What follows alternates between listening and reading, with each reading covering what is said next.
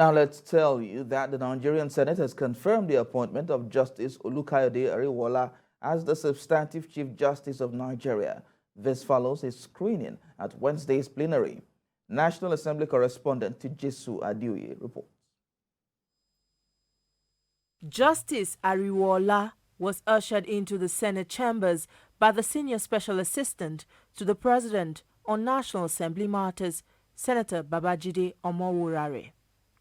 When it was time to speak, the Chief Justice of Nigeria, who was accompanied by other top judicial officers in the country, started with a brief introduction and also gave his profile. During the screening process, federal lawmakers questioned Justice Ariwoola on various subjects within his jurisdiction and how he intends to confront the challenges in the third arm of government. My Lord, on behalf of all of us, I want to say that what is going on here today is one of those things that anyone will count in favor of our nation as a respecter of rule of law.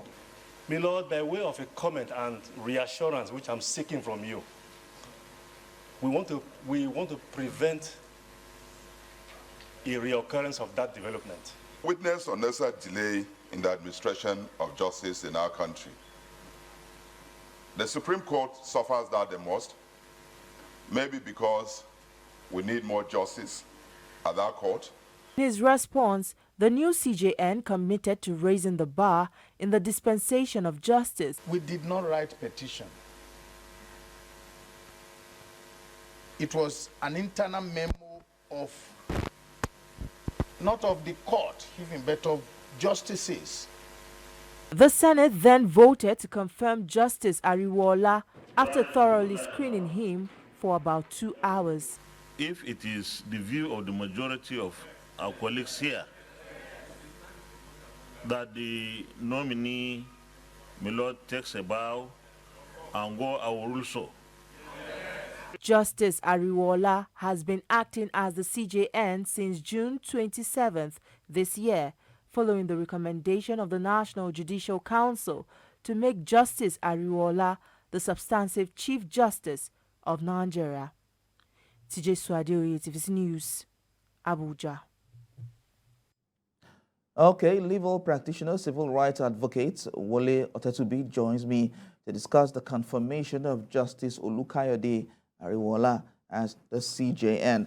Now, looking at his confirmation and the controversy surrounding the apex court and the lower court is being attributed to the alleged incompetency of the NJC and the FJSC and the lack of financial autonomy of the judiciary. Now, the CJN is the chairman of the NJC. Now, how would Justice Ariwoola address these issues in respect of to the alleged corruption, as stated by the chairman body of benchers that is going on in the apex courts? Thank you very much. Good afternoon, viewers. I hope you all can hear me loud and clear. I would like to say that the judiciary, just like every other arm of government in Nigeria, as of today, is bedeviled with a lot of challenges. So being challenged is not peculiar to the judiciary alone. And the joy that we have is we trust the competence of the eminent jurist, Justice Olukayode Ariwoola, the new CJN. I can tell you that he has already hit the ground running, and a lot of changes are going to be seen very soon.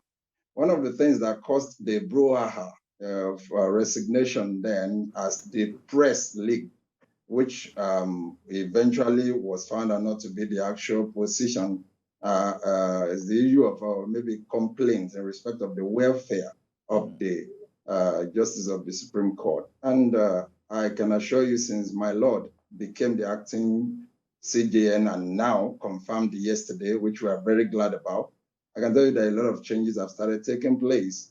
But I can assure you that he has the competence He's an eminent jurist, and he has the wherewithal to turn things around. We know that there are issues of finances, budgets, allocation to the judiciary, sometimes being delayed and all that. But I can tell you that if everyone cooperates, and this is at the feet of everyone, from the executive to the legislative arm of government, we all have to cooperate to give Nigeria a good judicial system. Because at the end of the day, we will all benefit when things work out right. But we have no doubt in the competence of my Lord to turn things around. And I can assure you Nigeria will be better off for it. Thank you. But looking at the issue of financial autonomy of the judiciary, what do you think he intends on, how do you think he intends on handling that? Pardon, I didn't get you. Looking at the issue of financial autonomy, how do you Yes. think Justice Ariwoola intends to handle this situation? Thank you very much. The issue of autonomy is a challenge that we are currently bothered about. And we have states where, despite the fact that there are rulings from courts supporting this autonomy, there was even a time the president had to go by way of executive order to say and insist that there must be autonomy. There are still states battling with it. There are still governors who give vehicles to justices and see it as doing them a favor. Whereas these are their rights. For God's sake, they are an arm of government on its own, and therefore must be treated with the same level of reverence, with the same level of power that has been experienced by the executive and the legislative arm of government.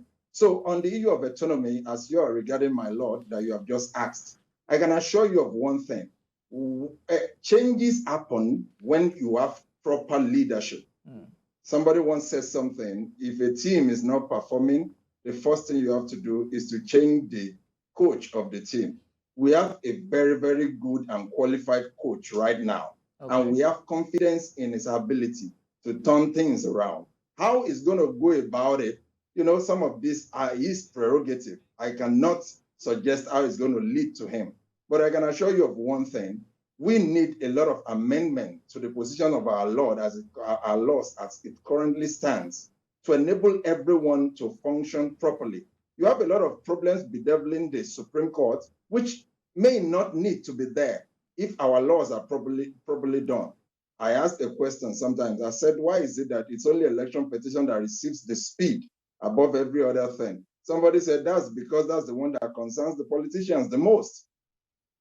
I asked the question, what should matrimonial causes be doing at the Supreme Court level? Why not let it end at the state level? Why should land matters go to the Supreme Court? Do you expect the Supreme Court to know what is happening in a local area, maybe a land that is in Oshogo? You expect the Supreme Court that is in Abuja to know everything about it. The best people that would know are the judges who know the environment and know the terrain. So these problems are enormous. Right. But I can assure you, with everyone and all hands on deck, they will be tackled one by one. If it is a constitution that needs to be amended, we should propose it and go ahead with it. Right. Let the legislative arm cooperate in that regard. But I can assure you of one thing, my Lord will succeed, and we will all smile at the end of the day. Legal practitioner, civil rights advocate Wole Otetubi, thank you very much for discussing this on TVC News.